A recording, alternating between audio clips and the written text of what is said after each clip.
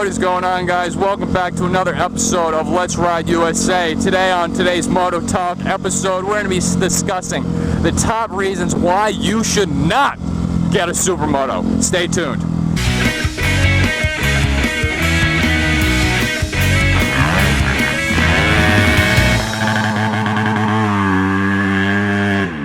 Now, the first reason that you should not get a Supermoto is if you're doing a lot of highway riding, which is something I'm going to demonstrate right here. These things are just not built for the highway. Now, my WR250X handles the highway pretty okay. I can cruise right here, chilling at right around 60 miles an hour with really no problem. But if I open up the throttle and try to get it up to 75 and cruise at around, anywhere above 75, 80 miles an hour, it's really going to struggle. It's not going to like being revved and being ridden to that high of a speed. I think this thing tops out right around 90 miles an hour. So if you're someone that really enjoys highway cruising, going on long road trips, this is not the bike for you. Now, that's a good segue into the second reason you shouldn't get a Supermoto is if you care a lot about all-out horsepower. Listen, Supermotos, they're just not that fast. Now, this does more so depend on the type of Supermoto you get. If you end up getting more of, like a race motocross 450 and convert that to the road, those things are going to be absolutely fast. Or if you get something like a Husqvarna 701, those things are fast. And those things can also do the highway pretty good. So those are kind of the one outlier.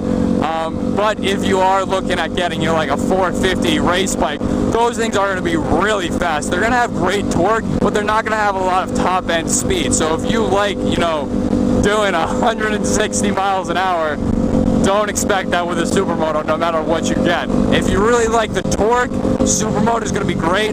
But if you like just the all-out power, high speed, Supermoto is just not going to be able to keep up with that just because they don't have the displacement. They're not, like this, a 900cc machine. They just can't keep up with that level of speed.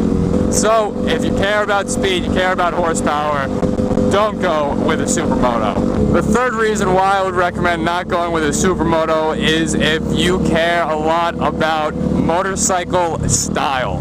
Now, what do I mean by this? For example, sport bike riders have a really aerodynamic MotoGP type looking style. This is wearing that sleek aerodynamic helmet, boots, race leathers, really giving that image of style and just pure speed is really what the whole sport bike image is about. Now, on the other hand, the Harley cruiser type style is, way more relaxed. Leather jacket, leather vest, jeans. That type of style is just what comes with that style of motorcycle. What I'm trying to get at here is there's a certain style associated with each section of motorcycling, except really the Supermoto. There's really no style or really a great style for Supermotos. Mostly it's just a dirt bike helmet, which, everyone has their own opinion on it, but it's really not that cool. I mean, personally, I like it because I love dirt bikes and that's where I came from, so anytime I can ride a dirt bike or ride a dirt bike helmet, I think it's cool, but a lot of people don't think it's cool. And there's, like I said, there's really just no style with a Supermoto. It really is just jeans, a t-shirt, dirt bike helmet, and dirt bike gloves. That's really it. So, I mean, it's up to you if you think that style is cool or not. Some people may not like that, some people may, so, it's just really up to you.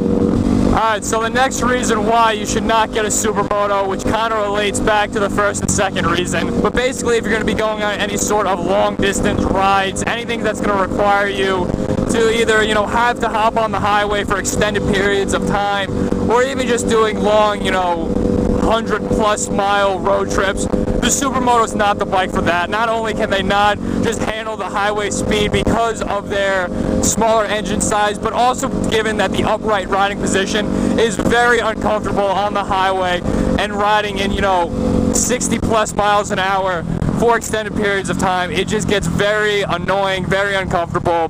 So if you're going to be doing that, any sort of that kind of riding, any sort of long road trips, this is not the way to go. Alright guys, well the plan for this video is I was going to give you guys 5 reasons of why you should not buy a Supermoto, but guess what? I couldn't come up with 5 reasons because these really are just some incredible machines. So I'm going to leave it off at this.